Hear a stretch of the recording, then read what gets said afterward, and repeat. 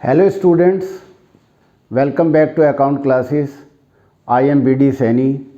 आज की इस वीडियो में मैं आपको मेजर्स ऑफ डिस्पर्शन चैप्टर से inter quartile range, quartile deviation और इसका कोफिशिएंट कैसे निकालते हैं, एक ये क्वेश्चन आपको सॉल्व करके दिखाना चाहूँगा। बहुत ध्यान से देखना, आपको बिल्कुल कंसेप्ट क्लियर हो जाएगा।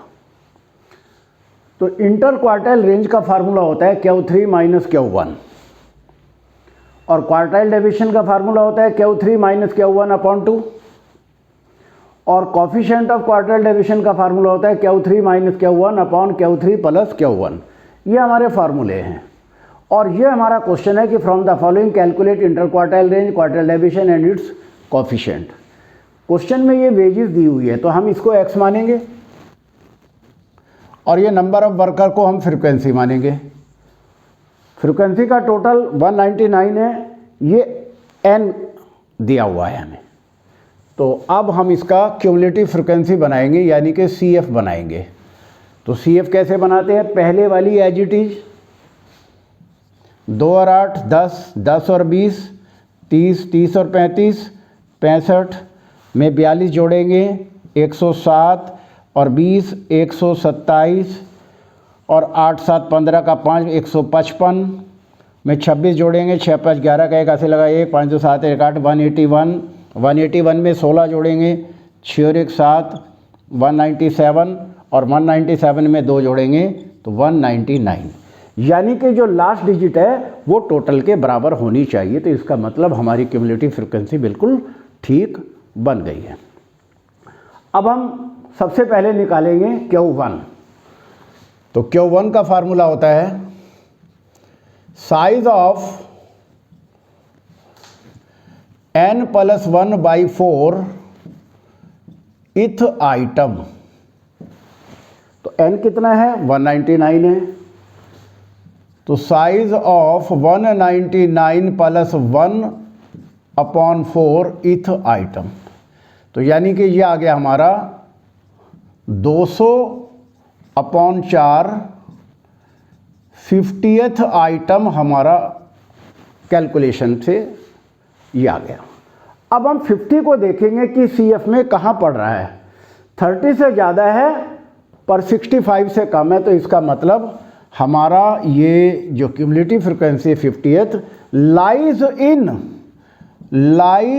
इन क्यूमुलेटिव फ्रीक्वेंसी 65। तो अब इसके सामने x देखेंगे क्या है। तो x की वैल्यू 40 है, तो इसका मतलब हमारा Q1 कितना आ गया? Q1 is equal to 40। तो हमने इस तरीके से Q1 कैलकुलेट कर लिया। अब हम Q3 निकालेंगे। Q3 is equal to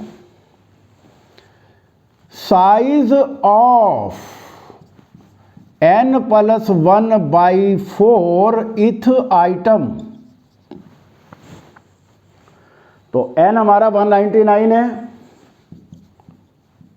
199 plus 1/4 और इंटू 3 और करेंगे, 3 इंटू Q1 में तो नहीं करते पर Q3 में 3 की मल्टीप्लाई और करेंगे तो ये 3 यहाँ पर और आ जाएगा।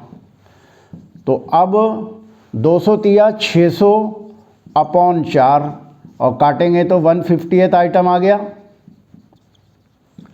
तो ये 150th आइटम कहाँ पड़ रहा है? 127 से ज़्यादा है पर 150 से कम है, तो यानी कि 155 में आ गया। तो इसके सामने हमारी x की वैल्यू क्या है? 70। तो यहाँ लिखेंगे lies in cumulative frequency 155, hence Q3 is equal to 70। तो इस तरीके से हमने Q1 और Q3 की वैल्यू कैलकुलेट कर ली। अब हमें क्या निकालना है? इंटर क्वार्टाइल रेंज निकालना है। तो इंटर क्वार्टाइल रेंज निकालने के लिए IQR is equal to Q3 minus Q1, यानी कि Q3 हमारा 70 है, Q3 हमारा 40 है, तो 30 हमारा आंसर आ गया। हमने ये पहला पार्ट कैलकुलेट कर दिया, इंटर क्वार्टाइल रेंज। अब हम क्या करेंगे, क्वार्टाइल डेविएशन निकालेंगे। तो हम ऊपर निकाल देते हैं। क्वार्टाइल डेविएशन का फार्मूला होता है Q D is equal to Q3 minus Q1 upon 2, और Q3 हमने निकाला था 70 माइनस Q1 40 अपॉन 2, और ये आ गया हमारा 30 अपॉन 2, 50th 15 आंसर आ गया Q3 माइनस Q1 अपॉन 2। तो इस तरीके से हमने क्वार्टाइल डेविएशन निकाल दिया। अब हम कोफिशिएंट ऑफ क्वार्टाइल डेविएशन निकालना है। Coefficient of Q D is equal to Q3 minus Q1 upon Q3 plus Q1। ऊपर माइनस करते हैं, नीचे प्लस कर देते हैं, बस फार्मूला याद होना चाहिए, वैल्यू पुट करो और आंसर आ जाएगा। तो 70 माइनस 40 अपॉन 70 प्लस 40, तो 30 अपॉन 110 आ गया, और 3 को 11 से डिवाइड करेंगे, 3 को 3 डिवाइडेड बाई 11, और हमारा आंसर आ गया 0.27 आंसर।